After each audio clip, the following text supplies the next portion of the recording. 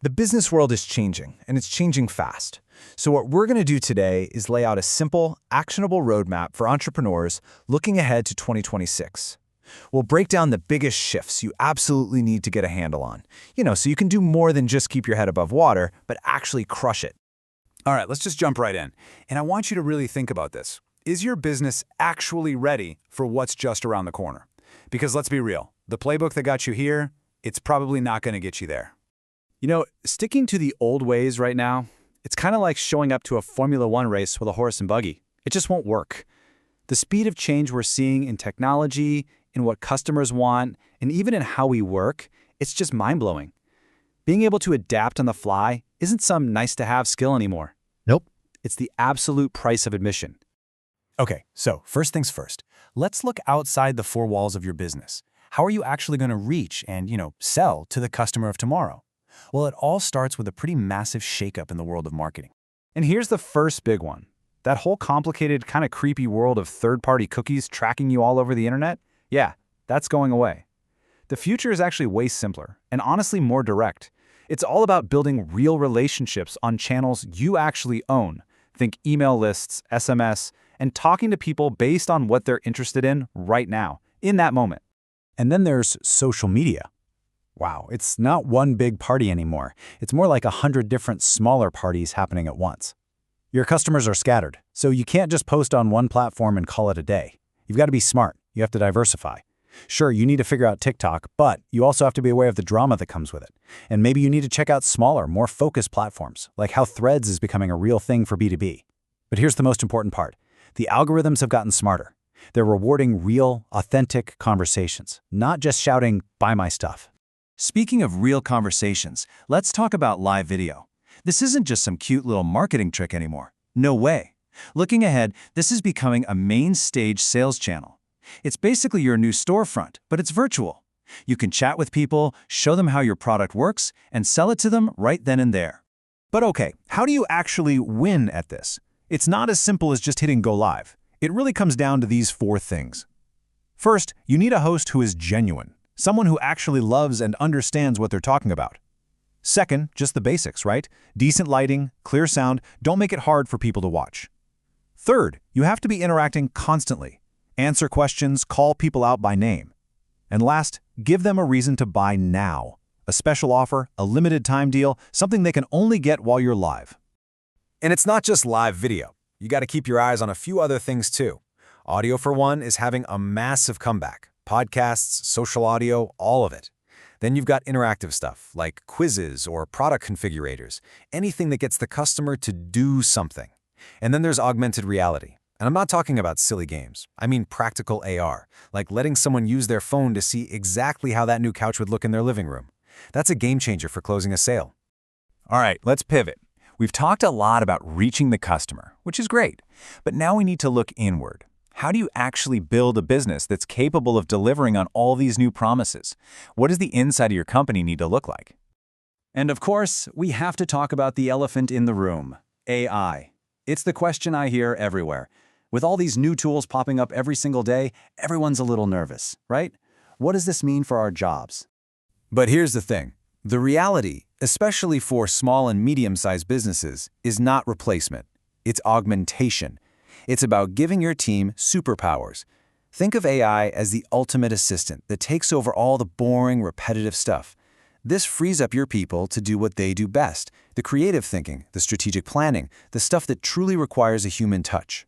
And here's exactly what that looks like in the real world. AI can help you brainstorm and polish your marketing copy. It can be a chatbot that answers basic customer questions 24/7. It can handle all that tedious admin work like scheduling. It can even sift through your data to point out your hottest sales leads or help you see trends you might have missed. It's not about replacing a person. It's about making every person on your team more powerful. It really is a force multiplier. The whole idea of where we work is also completely up in the air. This little chart breaks down the main options you have now. Are you a business that needs a ton of hands-on collaboration? Maybe you have physical products? Well, an office-first model might still be your best bet. But if you're a knowledge-based business and you want to hire the best person for the job, no matter where they live, then remote-first or even fully distributed could be the way to go. The key takeaway here is there's no magic answer. It's about what's right for your business. And this all feeds into an even bigger idea, which is the traditional 9-to-5 team of only full-time employees. That model is starting to feel a little outdated. The smartest businesses are building what you might call a talent ecosystem. It's about being way more flexible and tapping into the exact skills you need right when you need them. So what does this ecosystem look like? Well, you've got a small, super agile core team that drives the strategy. Then you have a network of trusted, long-term freelancers for specialized projects. You've got partners you outsource specific functions to. And this is a cool one. You have fractional executives. Think about it, getting a top-level chief marketing officer, but only for 10 hours a week. You get all that expertise without the massive salary. The whole point of this is to be nimble, to be agile. Man, if the last few years have taught us anything, it's that supply chains are fragile. We learned that the hard way, didn't we? So the whole mindset is shifting. It's no longer just about who can make this for the absolute cheapest. Now, it's about building a supply chain that's resilient, one that can actually take a punch and keep going. That resilience, that's the new competitive advantage.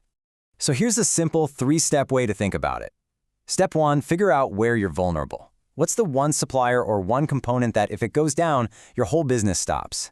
Step 2, build in some redundancy, but be smart about it. You don't need a backup for everything, just for those absolutely critical parts. And step 3, use technology to get a better view of your whole supply chain. You need to know what's happening before it becomes a crisis. Okay, we've covered a lot of ground, from customers to how you operate internally. So let's wrap this all up. Let's distill it down into a strategic playbook for 2026. Just 4 core rules to live by. Imperative number 1. This is the big one. You have to develop what I'd call radical adaptability. The most important skill you can have is the ability to learn something new, forget what you thought you knew, and pivot on a dime. Your whole business, your structure, your culture has to be built for constant change, not just some big reorganization every few years. Number 2, master your ecosystem. Look, success in 2026 isn't just about the product you sell. It's about how well you manage all the connections around your business. That means your relationships with social media platforms, with your team of freelancers and partners, and with your suppliers. You've got to be a master connector. Third imperative, build a capability advantage. In a world where anyone can copy a product, your real long-term advantage comes from what your company can do better than anyone else. Maybe you are absolutely amazing at customer service, or maybe you're wizards at analyzing data. Whatever it is, find that one capability and double down on it. That's what's going to make you stand out. And finally, number 4, align with a clear purpose. The world is a noisy place.